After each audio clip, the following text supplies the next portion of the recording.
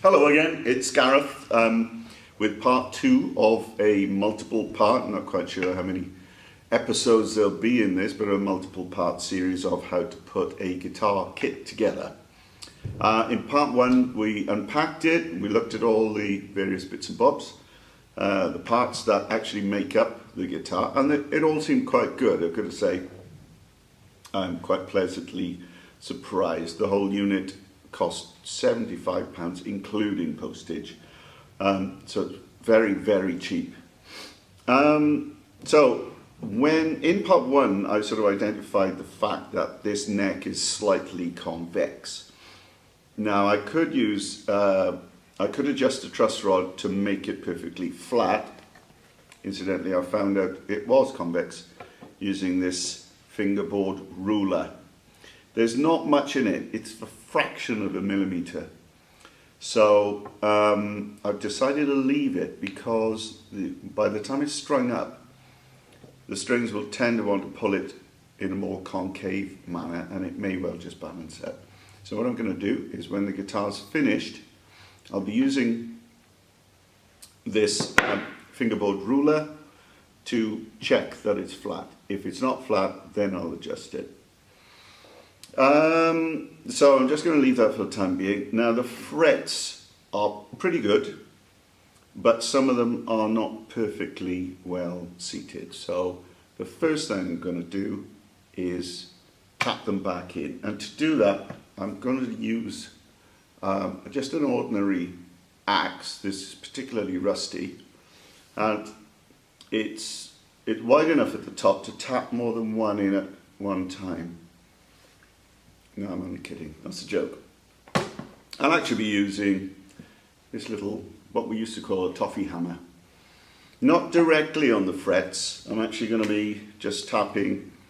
I did have a piece of wood, but I've lost it. So I'm just going to be tapping via this piece of cardboard so that I don't scratch the frets. They're only made of nickel, so they're kind of easy to dent. The first thing I'm going to do is just tap them all in, or tap the ones that are not quite seated perfectly in, so that I can check the flatness of the frets themselves. So that's the next thing I'm going to do. So what I've done here is I just wrapped a block of wood in some toweling just to take a little bit of the worst of the impact as I tap these frets in, just to absorb some of that energy. I really don't want to damage the neck at this stage. And it's close work, so I'm going to have to put my glasses on. I can see the first fret is just a little high, so be carefully.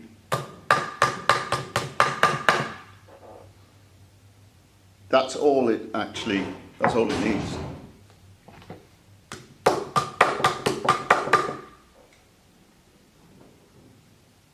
Okay, they're all seating in very, very easily here.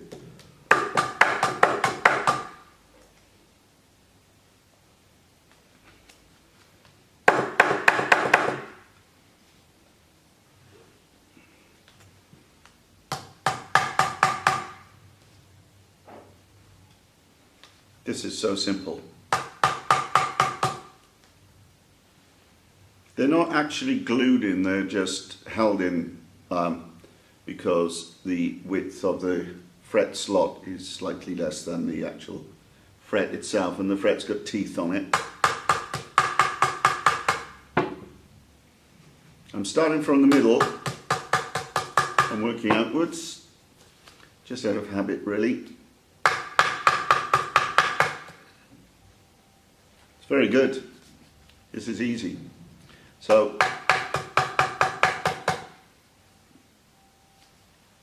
I recommend you do this with your own guitar,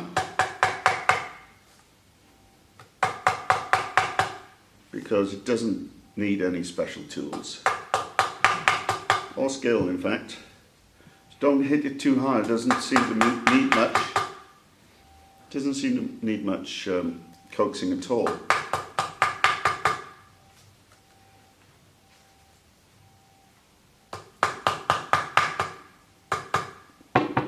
You wouldn't glue these in, because if ever this guitar needs refretting, it would rip the wood out.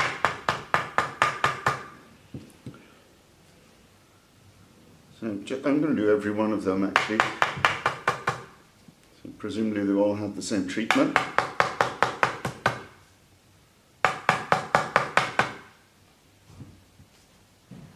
Two more.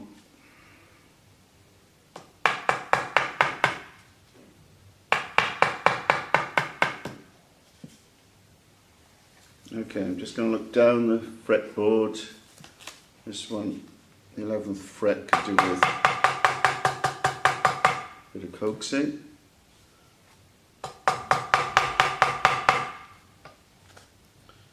That's good. The 5th.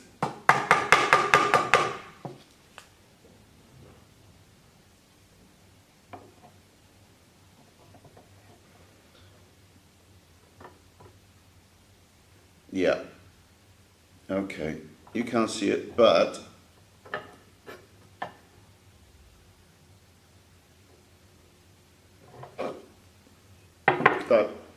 that's pretty much perfect. That is pretty much perfect. These need rubbing down with a little tiny, very, very fine sandpaper, or maybe one of those nail files, cuticle files. I think that would be the one for this job. And we are ready to put this guitar, I would normally be crowning these files. I won't do it until later because I'm kind of keen to get the guitar together. So I'll be coming back to that. I'll also be coming back to finishing the guitar because I want to put it together first, then take it apart, then finish it, put it back together when I know that everything's in the right place. So, next thing, put it all together.